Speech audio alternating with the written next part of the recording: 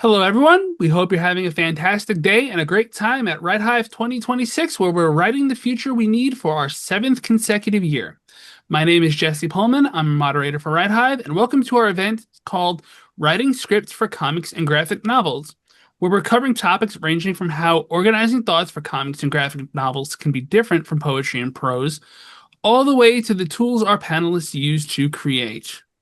If you see me looking down and away from the camera, it's probably me scribbling notes to possibly incorporate into later questions. I've got a notepad right here. It's got everyone's names on it. It's going to be full by the time we're done. I'm going to try to remember to show it to you for the fun of it. If you notice any visual inconsistencies, it's because we've got many amazing panelists. And if you know anything about amazing people, it's hard to get them all in one place. In this case, we have everyone in one place, but we might be having some tech troubles. So we'll see if there's a snag. If my cat Ophelia comes up and says hello, she might sit on my lap. She might stick her claws in me, but I've got questions on my monitor to my right so I can keep on asking. And I know I'm not the only cat person here today. Last note before I welcome our guests to introduce themselves is that if you're in Discord chat, feel free to leave your questions down below, and our panelists will answer them as soon as possible. With that said, Liam, you drew the tanking responsibility to use an MMO reference. So if you could Okay. introduce yourself and your background, including your past work and influences, that would be great. Okay, thank you. Hi, my name is Liam Quane. I'm an author, filmmaker, and comic book writer. I'm from the UK, a very small town no one's heard of, even the people who live there. And my influences mainly range from obviously started with Marvel and then a tiny bit of DC, not that much. I was a Marvel kid. And then it went on to the more like adult oriented graphic novels, not that type of adult oriented, like Alan Moore stuff, and the manga, and I'd say the manga and anime pipeline also has played a massive part in my influences. That's pretty much it. Thank you. My name is Melati Lum. I am an author of the Aishadeen Mysteries, which is a middle grade adventure travel series. I have I guess it's re quite recent, got into manga when I was started to adapt my first novel into a manga. I'm not an artist, so I've had to learn the whole process of script writing and um, working with an artist to get to where we are now. Hopefully, we are due to release the manga like towards the end of this year, but it's taken several years to get to this point. My Because I'm not an artist, I really went with the artist's style. So she has a manga style, and it's quite traditional manga style. And my character is she's a Muslim character, so I wanted to get someone who would understand the nuances behind all of the cultural references that go into this book. So she can do that, and yeah, it's been a process. Hello, I'm Joshua D. Martin.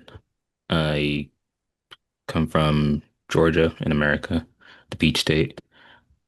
My past works just include mostly short stories, published in multiple magazines. Recently won the Fantasy Fan Federation annual contest.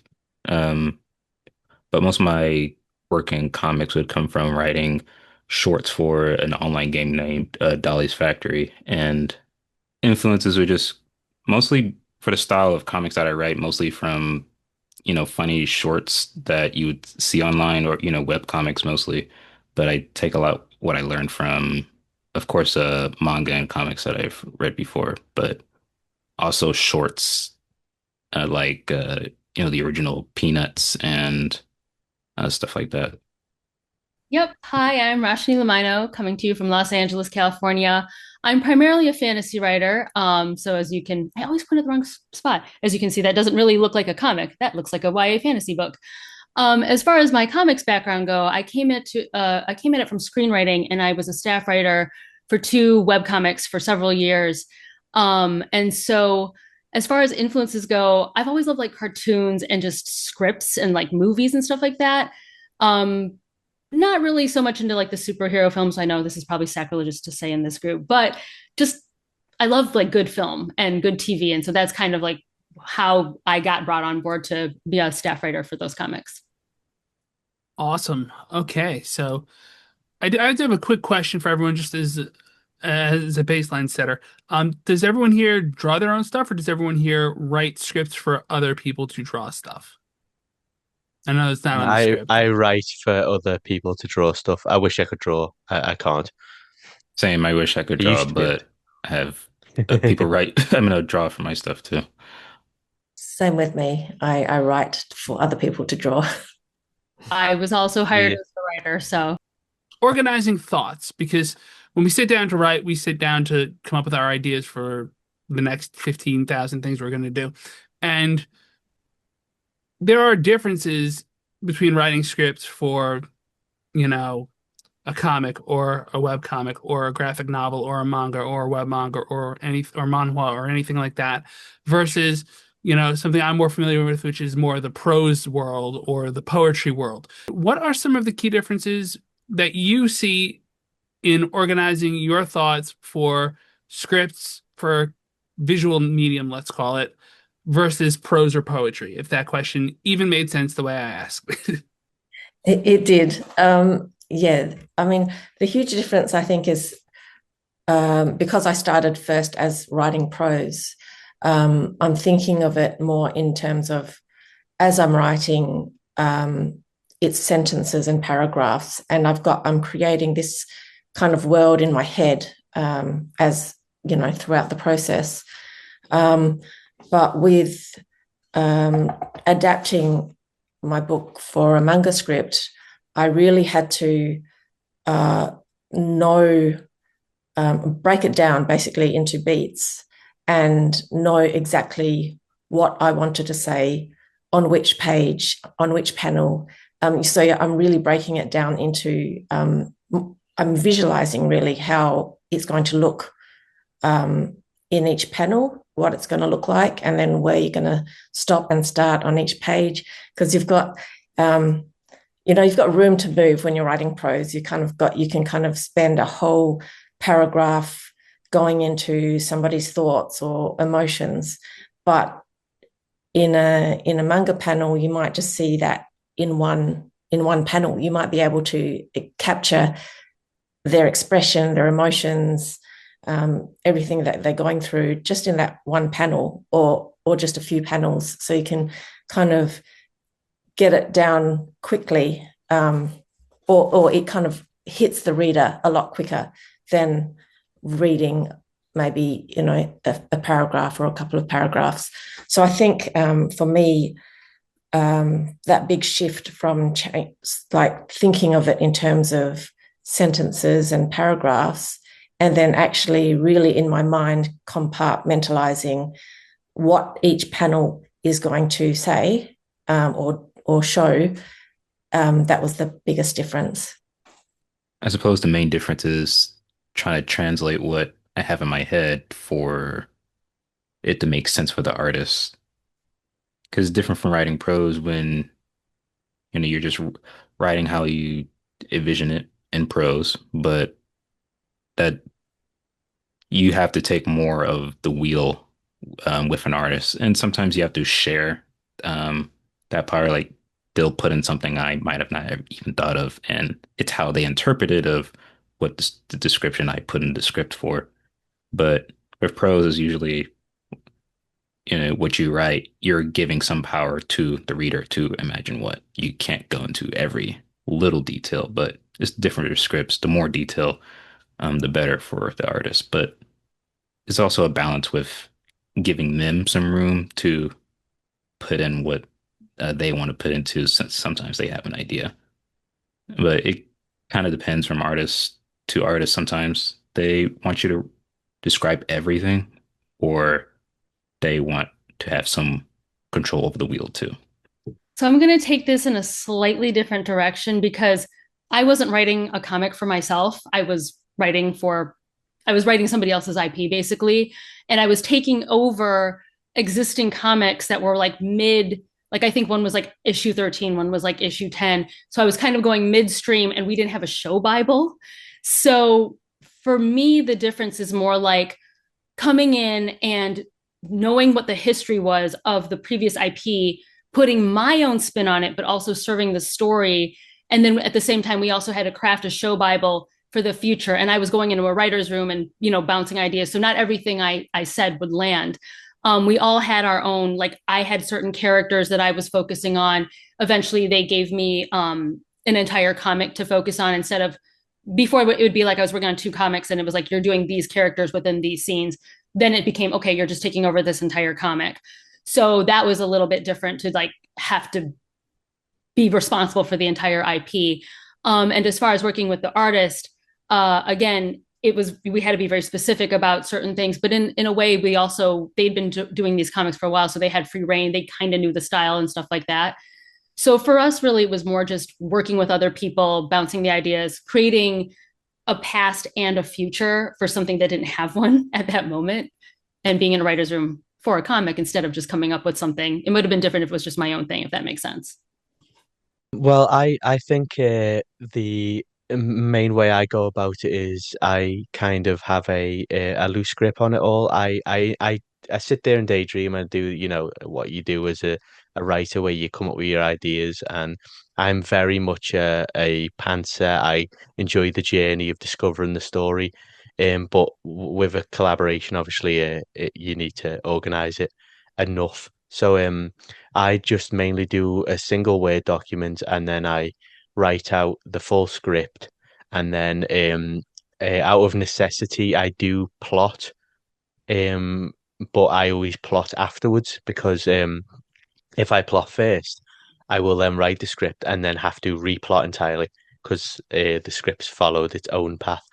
um and I do prefer this way of working, and it's not a unique way of working for me, but for a lot of other people. But I really don't like any sense of like rigidity when it comes to artwork. So I hope that's answered enough of it.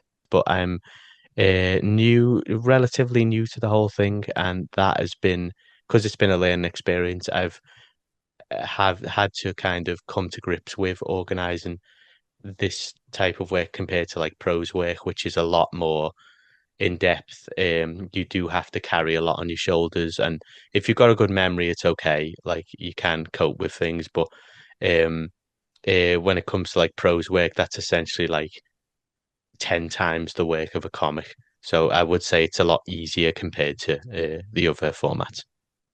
These key differences in mind, what does a graphic storytelling style allow you to do that prose doesn't? So, in other words, we've got all these differences, we've got all these changes in how you convey information for another person to visualize what you've got. What does this let you do that's extra useful? I guess for the comics I write that ties into a game, it allows me to for the humor that aligns with what the game has. It is different from, in prose. You have to take into a lot of pacing into account with word by word and then having it hit just right. But with graphic novels, picture, you can have the pacing of the joke just hit right on the image, or just every little bit of visual hint can contribute to the punchline or the joke, and or to a little bit of lore with every little bit of like an Easter egg of an object placed just right in the background, and allowing the readers to pick apart every little color, every little placement of a thing, even in the eyes, to build a bigger story than what we're directly telling, but with a story that's in the background and that connects to the past issues. Um, and that's they can pick up that on that much faster than they would be reading a book or a short story, I think. But it's mostly the humor and just the cinematic punch of a moment with just a picture.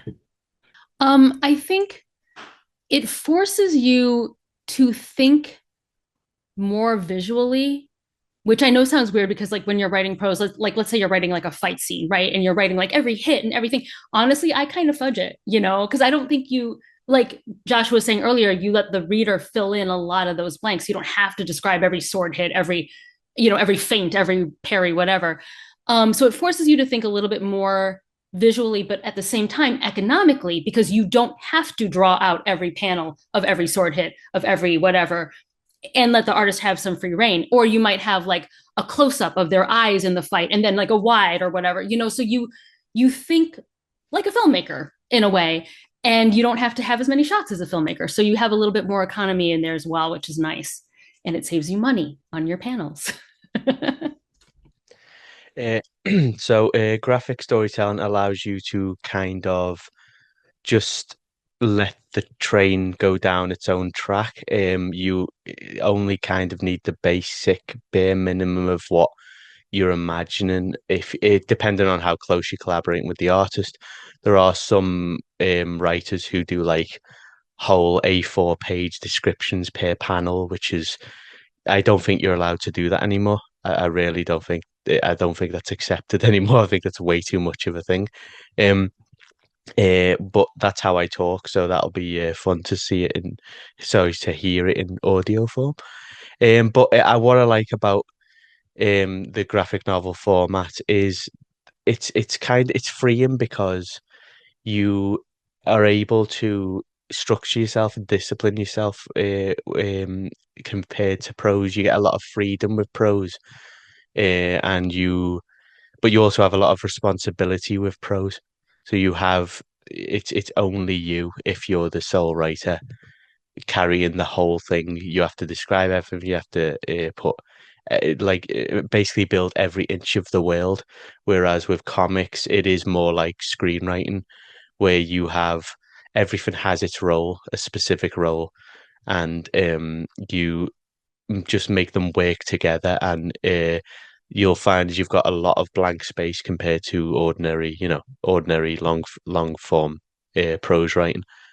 I think what graphic novels or a manga allows you to do in a I'm picking up on what Rachanee said about a more economic kind of way, is that it makes it easier to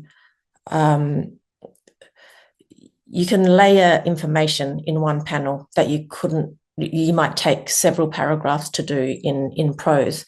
So, for example, you can have their body language or their expression saying one thing and their dialogue or what they're saying or something else in one panel. So you've got that subtext that is kind of you've got to work a bit harder at achieving in prose, or it might take longer to achieve the same result. But you can, with a graphic novel, that subtext that's underlying, or the message that's underlying, what's going on in their emotions, is kind of more direct. You can actually do that quite quickly. I think basically the similar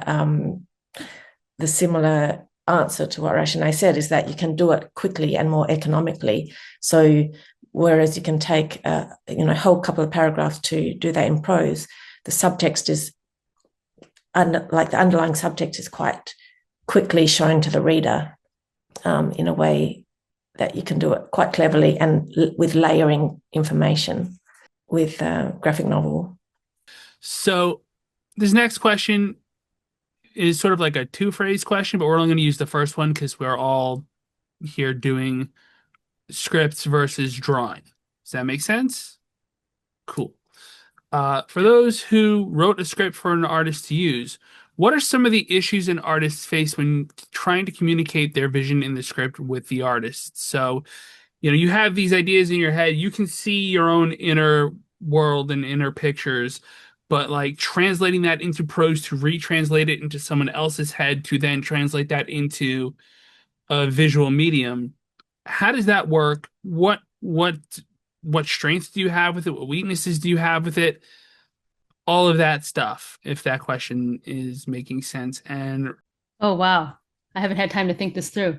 Um, we did actually have sometimes collaboration issues, and we tried to spell it out really like precisely exactly what we were thinking. Because I come from a filmmaking background, I would say like close up, wide shot, and I would try to spell out exactly like what I wanted in the scene. We would have, because again, we were, working all on the same IP, we would have weekly meetings as well, to discuss like with the artists, like, so they could ask us questions and be like, what did you mean by this statement here? But in general, for the most part, because they'd already been working on the IP for a while, they kind of had a feel for what was supposed to happen. There were very few bumps in the road, but the more you can spell it out and be very precise with what you want in your head, not necessarily like colors, unless you're like, it has to be sunset or whatever. But sometimes I would be like, hey, we want it in silhouette. We want the back of, we want to see the back of them against a sunset sky on the water. And there's a boat in the background. And we see, a ship sinking and, I don't know, cannons firing or something. Like, you just spell every single thing out, even if it seems like a little too redundant, because the more details they have, the happier everyone will be. Less work for everybody. I think I've gotten a lot better at it now in terms of when I first started working on the manga script several years ago. I worked with a couple of different artists on it, just trying to find that balance between what I want, what is essential to the story and what I want to put forward in terms of plot, storyline, emotional arc of the characters, pacing to a certain extent, and also just making sure all the beats that I want in a particular chapter are going to be there. I think it's really important to write down all of those essential things.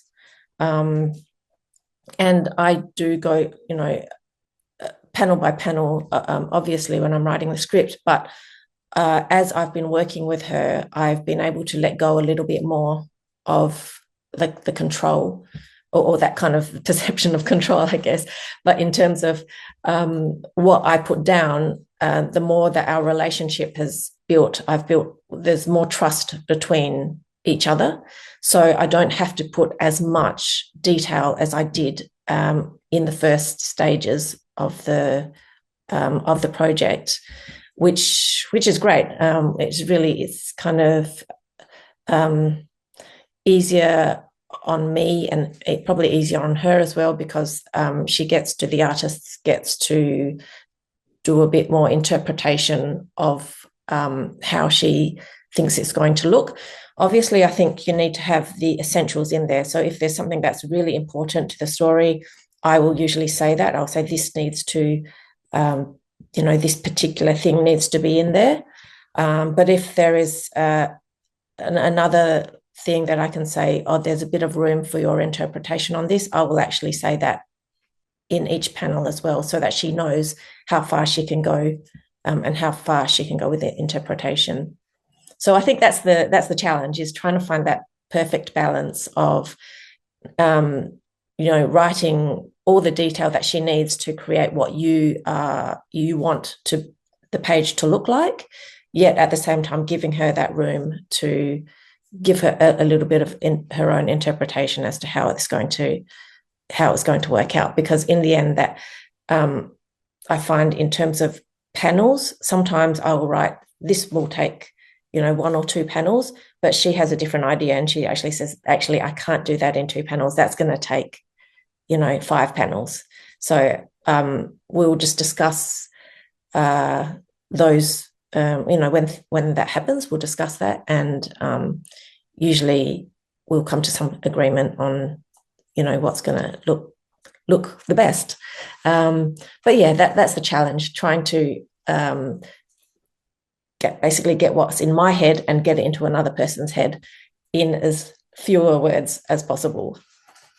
Can I just jump back in and say that's a key difference between the fact you're a co-collaborator and I was a hired gun, and that's a big difference right there.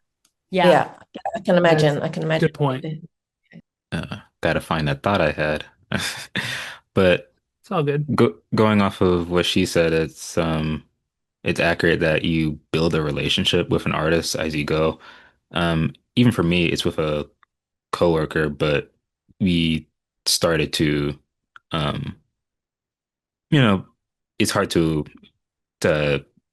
explain, but you do build that familiar language that you learn with each other when you both know the lore and you both know what each character is supposed to look like or what their facial expressions um usually have. But I guess some of the issues can come from when you maybe forget one thing and the shot is not exactly how you want. And that comes, I remember what I wanted to say.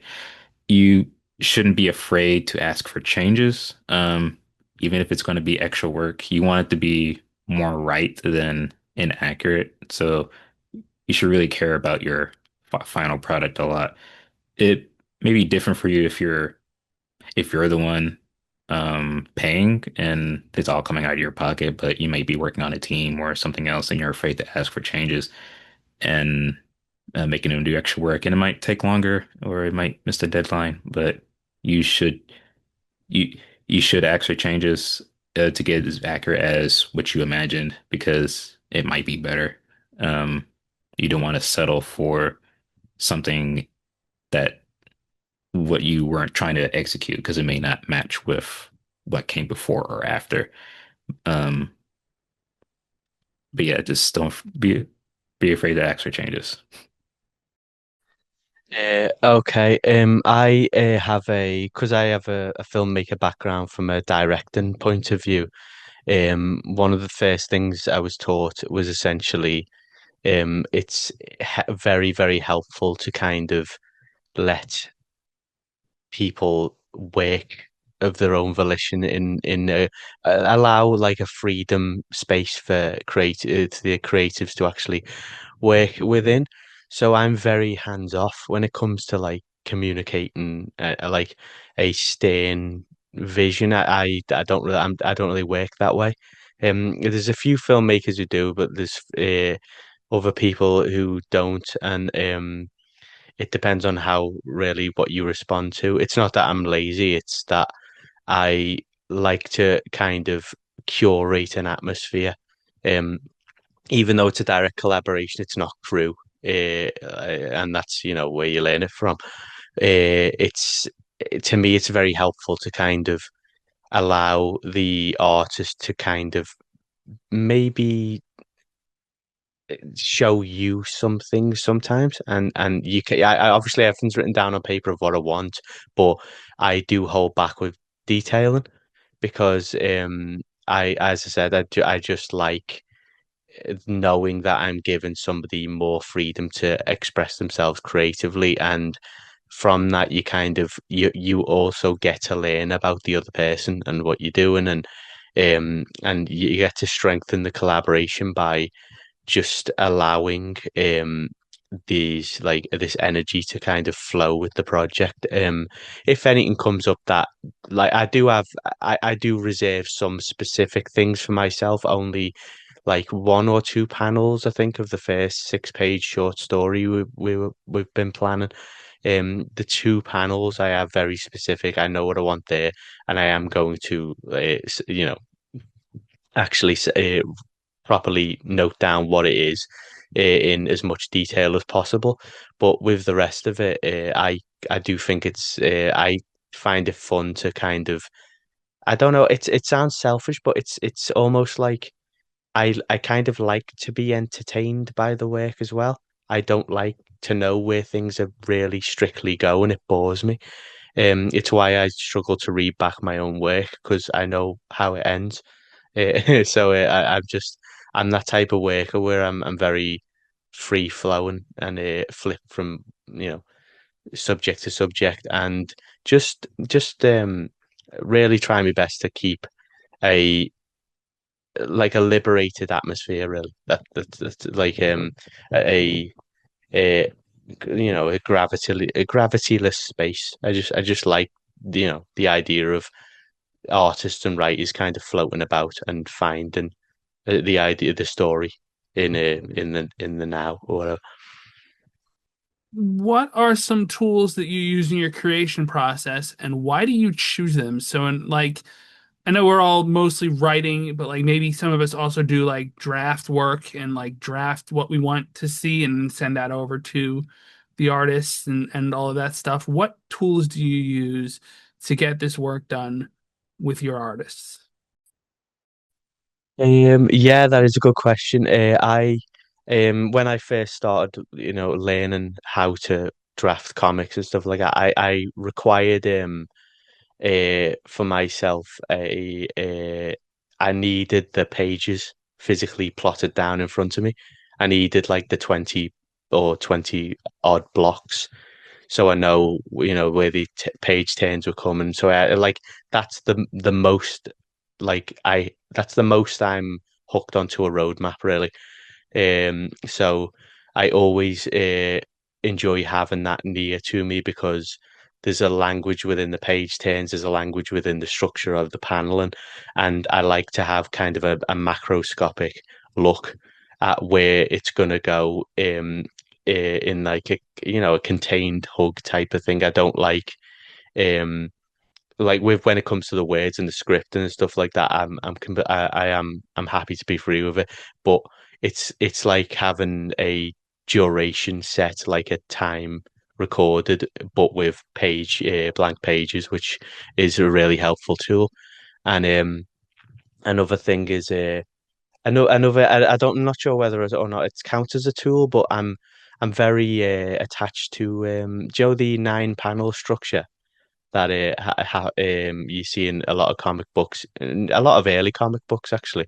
Um, because I find, I don't know whether it's like because I'm relatively not, and I'm not an expert really at it. I know I shouldn't be, doing a panel on it if that's the case. But one of the reasons I decided to join this was because I am quite new to writing comics, and I thought, yeah, I've got a very fresh idea of, the learning process. So I thought that'd be something useful. And the 9 panel structure has kind of been a rock for me to cling to whenever, because I'm a bit less showy when it comes to how panels are laid out.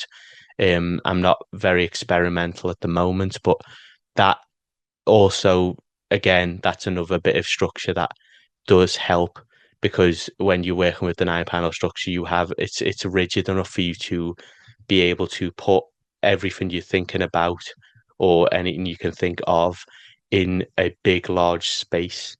And you have enough room. It's enough room for you to capture all the necessary details. And I think over time, I'll start pulling away from using it the more confident I get.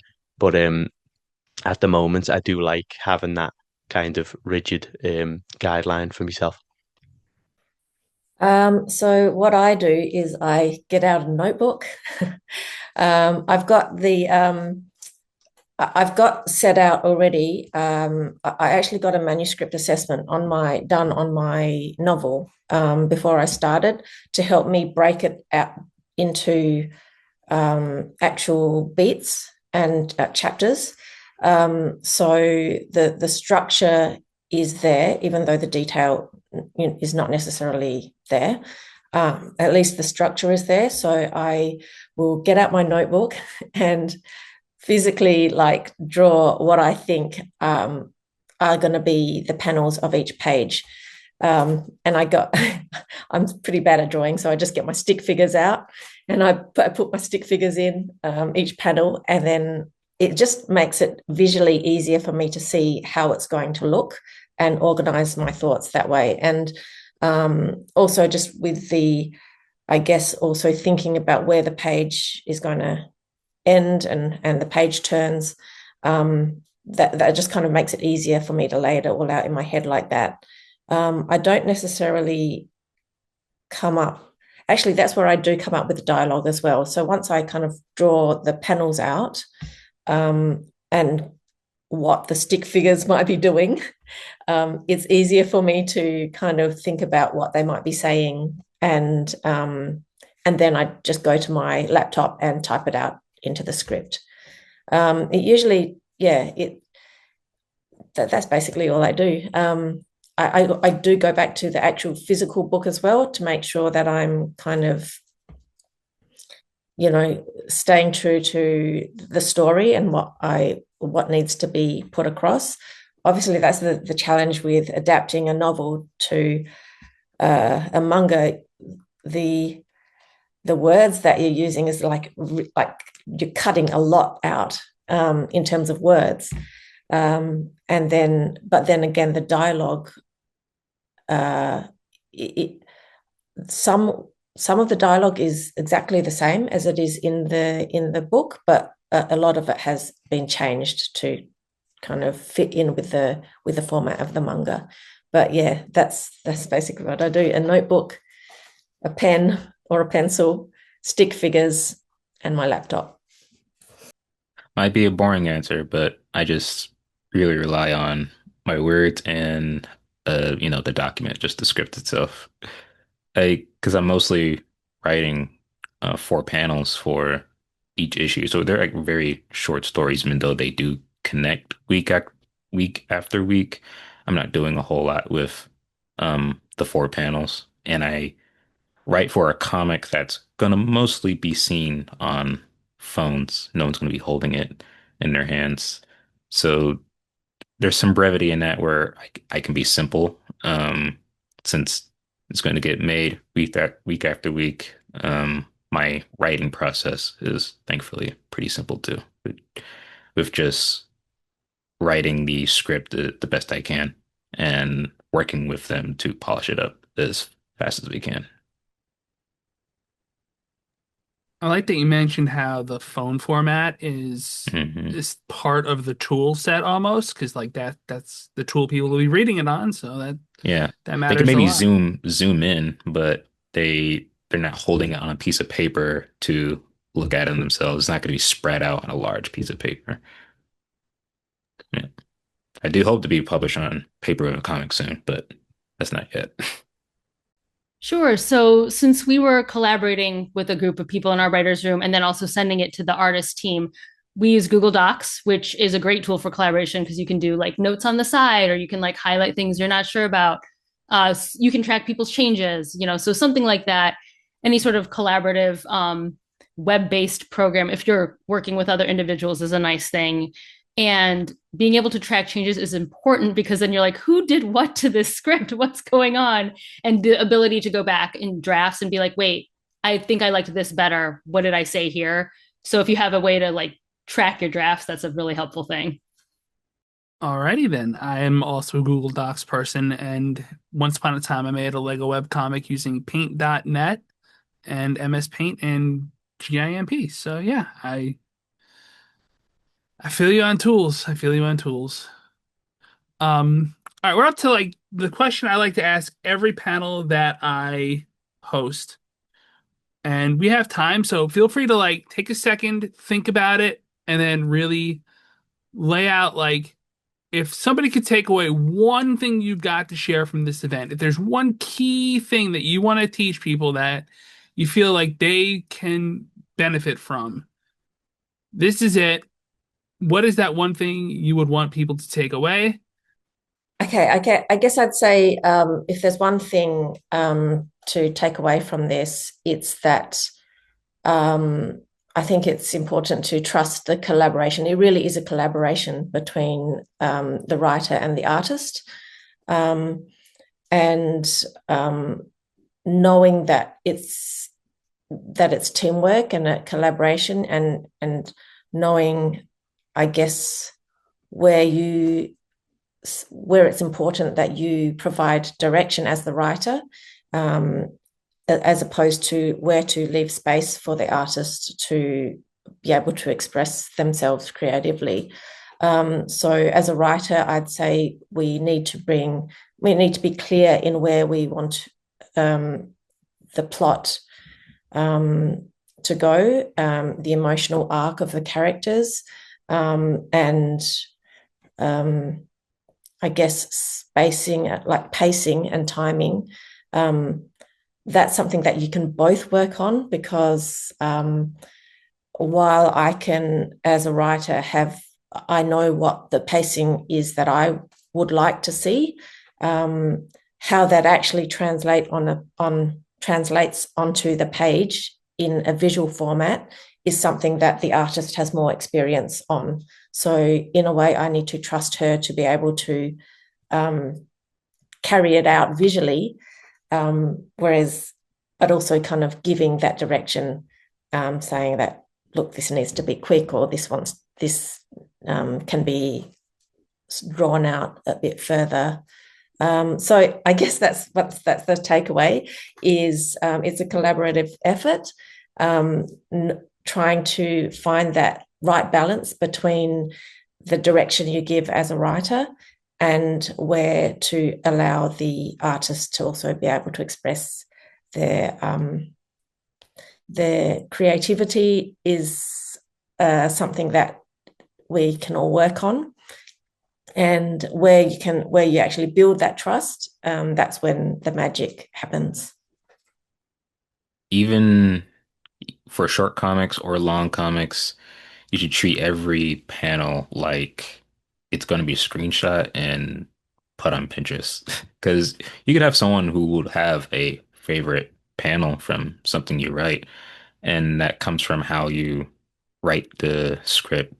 Because it's not like with film or I mean, even with film, they take a lot of thought into every shot and every passing moment, but there are going to be moments that people forget and focus on that one scene. But especially in comics, it's made of all those moments that are meant to be remembered. Nothing, no image is meant to be forgettable. So it comes from how you write it, what you want the artist to focus on, and that might become a reader's favorite panel, favorite image. They'll put it on their profile picture. I've seen that, and that's what really spreads the love for your work.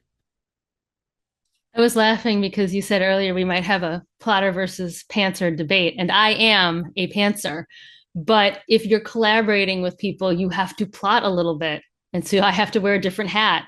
And so I highly recommend a show Bible of some sort of document to say, here's where we're headed and here's what I'm thinking. And that I think could even give the artist an idea of like, different places that they might go and how things might change and evolve and the characters might change and evolve. Um, yeah, just being able to talk out future plans with them. Show Bibles are amazing. And I didn't realize that until I walked into it without realizing we didn't have a net. So have that net. I think it's important. Um, well, the one big thing I would say is as a artist or writer, you can actually do this. It is something that you are able to do.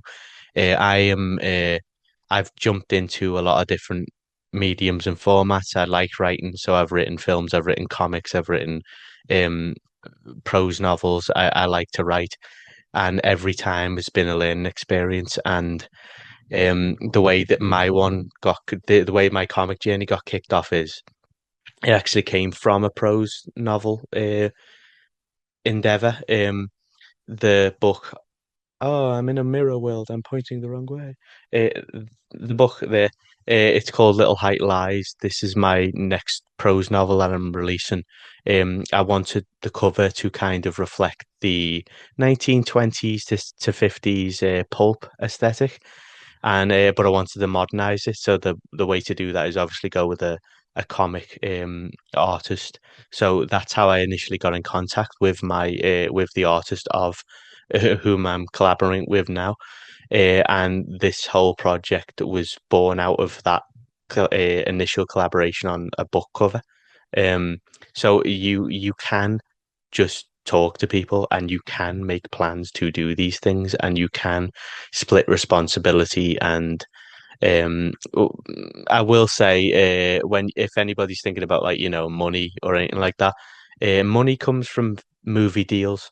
That's where money comes from. When it comes to, like, prose novel writing, when it comes to comic writing, they are kind of seen nowadays, especially, as pre-production for movies. So, like, that's if you're planning on doing this for a living, know that that is something you'll probably have to require, unless you've inherited money, got a very good job that you can balance, or you have found pirate treasure somewhere. I don't know. If you have, tell me where it is. I would like some. But yeah, just know that you can actually, don't be frightened of doing this.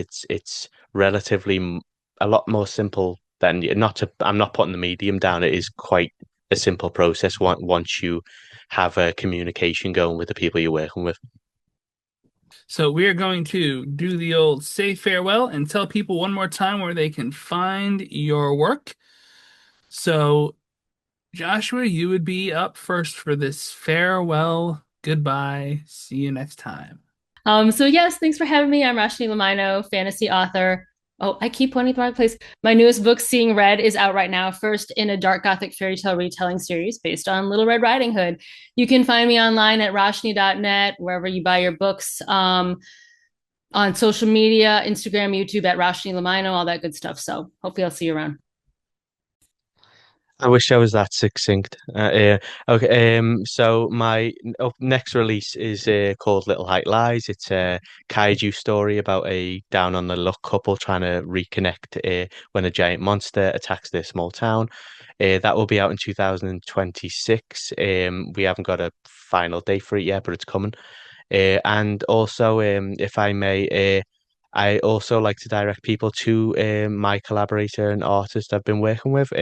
His name is Ahmed Rafat, and he is a artist who's worked on certain specific stories. Like, he has worked on Who Are the Power Pals, which is a very grounded, down to earth parody and comedic look at the mix of Hollywood filmmaking and superhero vigilantism. And his next project is a Kickstarter, which is it's a book that is it's a comic that's a mix of Hellboy and Saga, and it's called Death Deserved.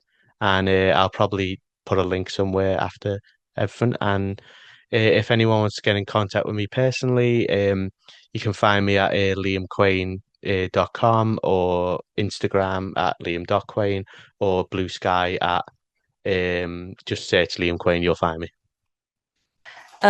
So goodbye. Thanks for having me. You can find my work, the Aisha Dean Mysteries, a middle grade series, teenager who travels around the world solving mysteries, basically online anywhere. My website is melbyrosepublishing.com, and you can find me on Instagram at melati.lum. Hopefully the manga, our first Aisha Dean manga, is going to be released this year sometime. I'm hoping September. I haven't set a date yet, but look out for that. Yeah, you can find me at replicant.card.co. I said .com for some reason the first time. You could find my work on the online game Dolly's Factory, but we don't really have comics available publicly yet, but you could find it on my website. I have it in a drive. And I occasionally post video essays on YouTube, also Replicant. And I hope to have some more novellas out in the future, but for now, that's all I have. That's all the time we have. Thank you so much for joining us at Writing Scripts for Comics and Graphic Novels. We hope you'll continue the discussion in the Discord chat, where if people are watching live, hopefully we will have everybody's information down below. So all the links that were provided should be duplicated down below. I have that all in my mod panel, I believe. Remember to ask a question if you have it, and you'll receive an answer in the near future.